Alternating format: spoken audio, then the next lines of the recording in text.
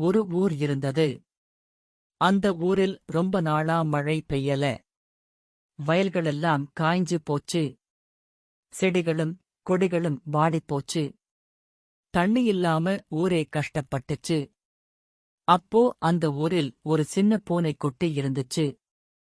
அந்த பூனைக்குட்டிக்கு எல்லாரையும் பார்க்க பாவமா இருந்துச்சு.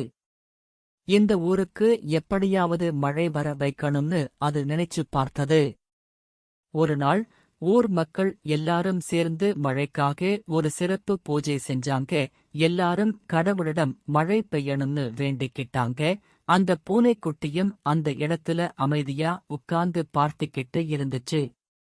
அப்போ வானத்துல ஒரு பெரிய மேகம் மெதுவா அந்த பக்கம் வந்துச்சு. அந்த மேகம் பார்க்கறதுக்கு ரொம்ப நல்லா இருந்துச்சு.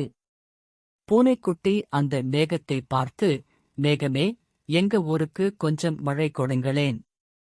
எல்லாரும் ரொம்ப கஷ்டப்படுறாங்கன்னு மனசுக்குள்ள வேண்டிக்கிச்சு. ஆச்சரியமா, அந்த மேகத்துக்கு பூனை பேசுறது கேட்டுடுச்சு போல. அந்த மேகம் பூனைக்குட்டிய பார்த்து ஒரு சின்ன சிரிப்பு சிரிச்ச மாதிரி இருந்துச்சு. அப்புறம் அந்த மேகமும் பூனைக்குட்டியும் நல்ல நண்பர்கள் ஆயிட்டாங்க. பூனைக்குட்டி அந்த மேகத்துக்கிட்ட இந்த ஊரோட கஷ்டத்தை எல்லாம் சொல்லுச்சு. எப்படியாவது மழை பெய்ய வைக்கணும்னு 2 பேரும் யோசிச்சாங்க. மேகம் சொன்னுச்சு, நான்தான் மழையா பொழியப் போறேன். ஆனா அதுக்கு கொஞ்சம் நேரம் ஆகும். பூனைக்குட்டி பொறுமையா காத்துட்டு இருந்துச்சு. ஒவ்வொரு நாளும் வானத்தை ஏறிட்டு பார்க்கும். ஒரு நாள் அந்த நல்ல மேகம் கருக்க ஆரம்பிச்சது. வானமெல்லாம் இருட்டி, குளிர்ந்த காற்று வீச ஆரம்பிச்சது. இனி மழை வரும்னு பூனைக்குட்டி சந்தோஷமா கத்துச்சு. அப்புறம் என்ன தெரியுமா நடந்தது? தூரத்தில் இருந்து டொம் டொம்னு இடி இடிக்கிற சத்தம் கேட்டுச்சு.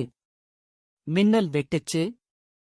கொஞ்ச நேரத்துல பெரிய மழை ஊருக்குள்ள கொட்ட ஆரம்பிச்சது.